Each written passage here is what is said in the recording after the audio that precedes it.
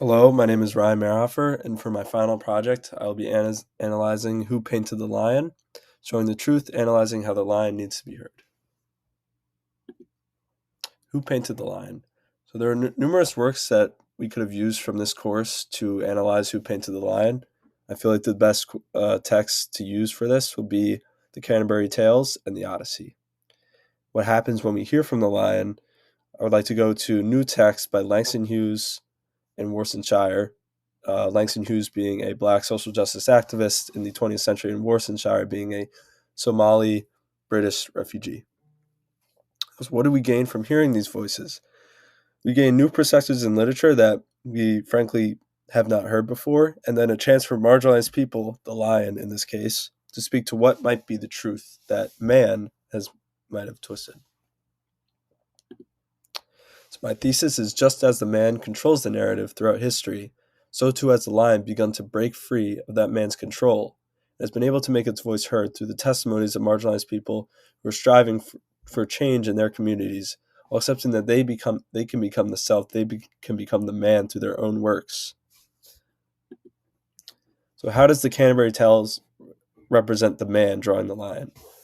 Geoffrey Chaucer clearly tries to depict a social class and gender dichotomy.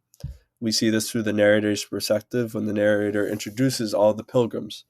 So you look at the knight and the squire, they were both revered men, even father and son as well. And this quote, I feel, really depicts the knight. Let's say he was the first of the higher social class.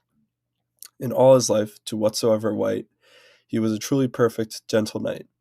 It's showing that the knight is truly perfect. That's how the narrator describes him.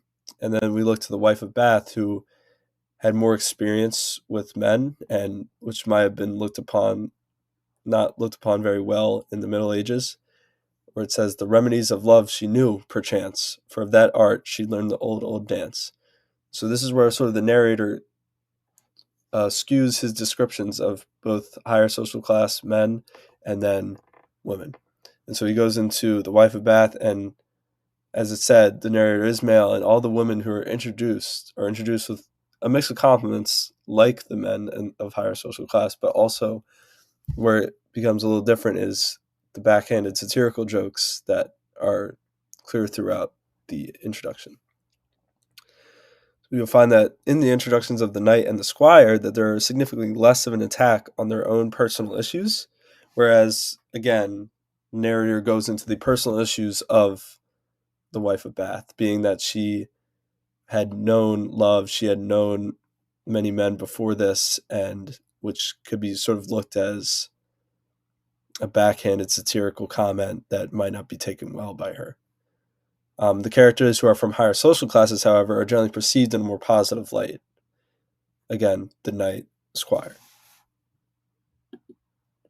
So in Book 9 of the Odyssey, this is how it's written from the man and not the lion. You were supposed to see from two different perspectives, Odysseus, but also Polyphemus, but we only hear from Odysseus.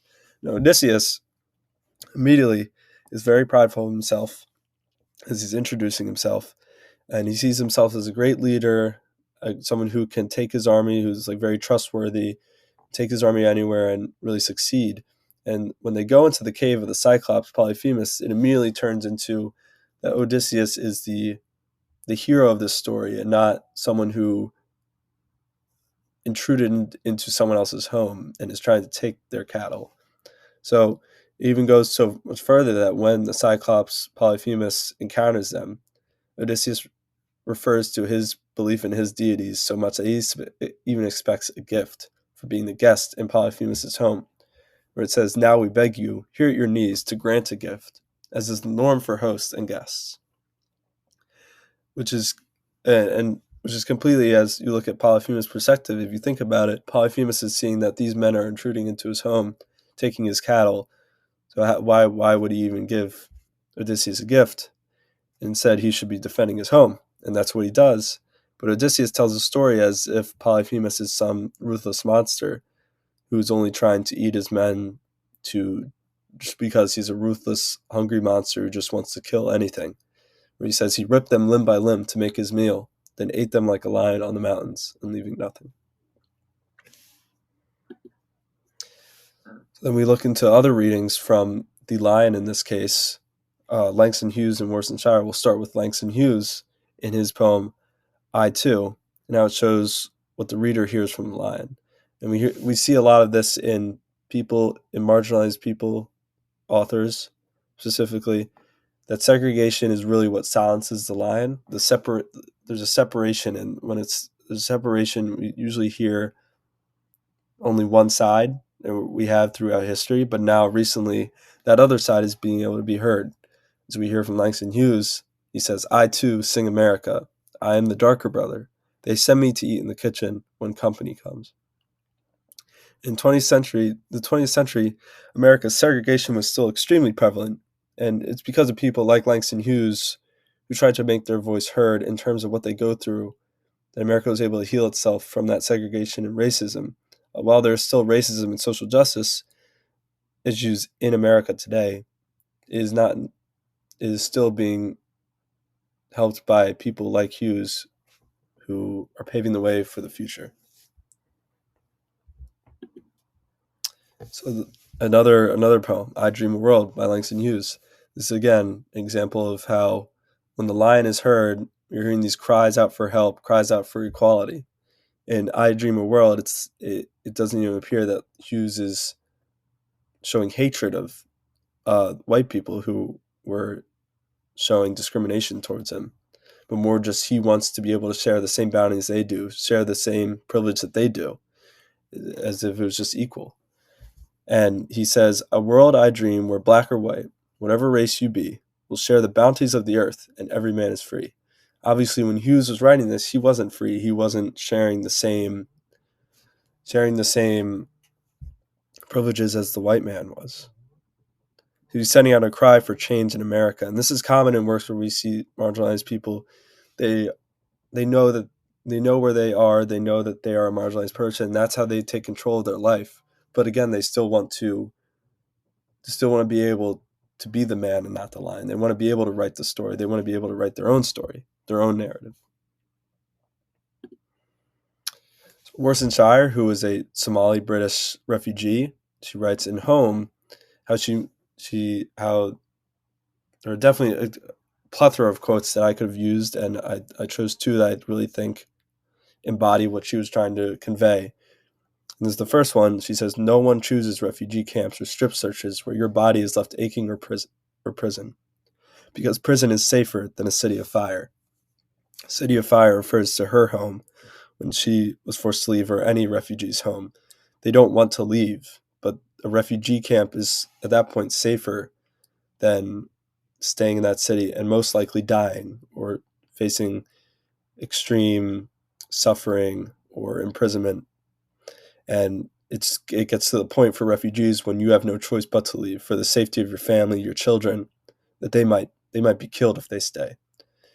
And she continues on how people are forced to flee.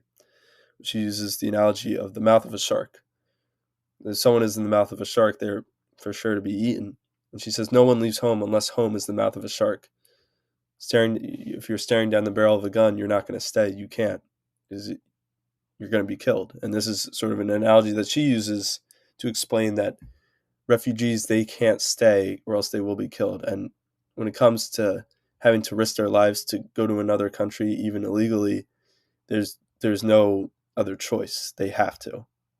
And this is sort of her explanation, her trying to get people to understand that her home is not safe. It's if she stays at home, she will die. So the Lion and the Other. So the works of this course have shown that when we hear from the other, there's an entirely new story to be read.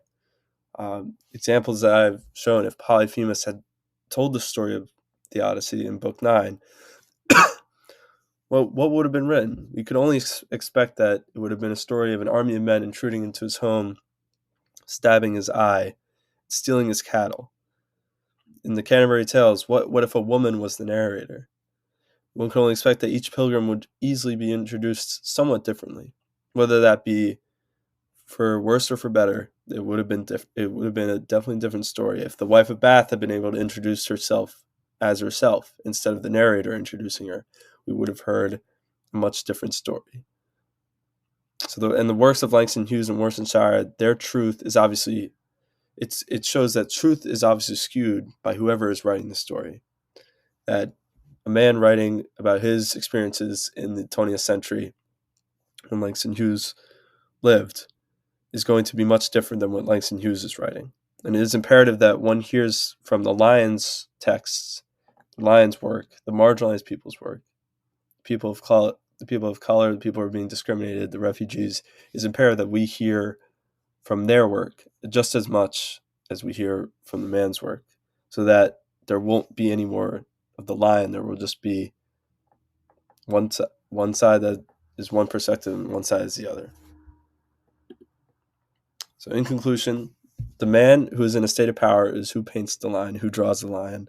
Throughout history, this has been true. However, recently the Lion, who historically has been marginalized people, have been able to convey their perspectives and stories. Through this, readers now hear the true story of the Lion instead of being told by the man. And that Lion then becomes what we have learned so much through this course. That Lion just becomes the self then.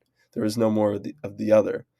Because once they accept that they are in this position of marginalization, of discrimination, they are then that is then their identity, and they can accept that and become the self. They can have a new home, have a new identity, a true identity in which they can adopt one that gives readers a new perspective, understanding of their people and what they go throughout history.